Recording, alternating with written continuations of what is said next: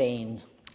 Deputy Speaker, at the beginning of this week at the National Prayer Breakfast, Max Jagannathan from the Centre for Public Christianity gave a powerful and personal address about the importance of finding grace in bringing fractured communities together in a world full of many challenging conflicts.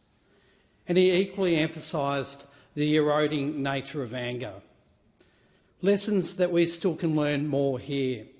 A little more grace and a little less anger would not go astray. But, Deputy Speaker, I agree that Australia's role in the world and our own national security relies heavily on nurturing and sustaining strong relationships with allies, particularly those that share our democratic values. I've devoted much of my time here to developing and strengthening those ties at a parliamentary level, as the chair of the country groups of the United Kingdom, Bhutan, Croatia, Paraguay, Chile and Egypt, and as an active member of other groups, including the US country group.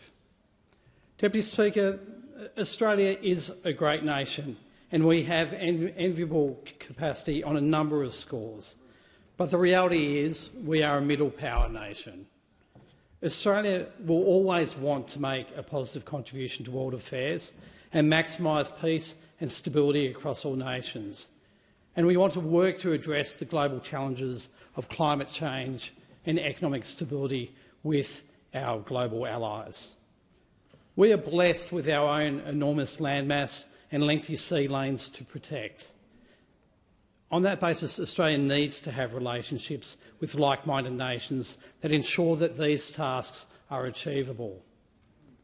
Working with our allies, Australia will continue to contribute positively to world affairs and to being a free and prosperous nation that can support freedom and prosperity across our region. And, Deputy Speaker, of central importance to meeting this challenge is to sustain strong links with the United States, links that have been strong across our shared histories. And maintaining these links falls on a host of participants, but in particular it is incumbent on all of us parliamentarians to contribute. Deputy Speaker, noting the events of the last 24 hours and the outcome of the United States election, I believe these links and efforts must continue regardless of the twists and turns of political life in both nations, and I have confidence that they will do so. I endorse the strong statements by the Prime Minister on this matter yesterday during question time, when he said our government will seek to build a strong partnership with whoever the American people choose as their president. The alliance between Australia and the United States has always been bigger than individuals. It has stood tall through generations of governments from both sides of the aisle.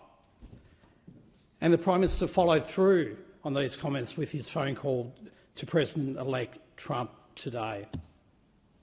I was pleased yesterday that the opposition leader endorsed the Prime Minister's words on this score. Deputy Speaker, I also endorse the Foreign Minister's comments today that underpin that Australia's desire to maintain strong links with the United States will not chop and change, but will continue as it has done so over many decades through successive governments.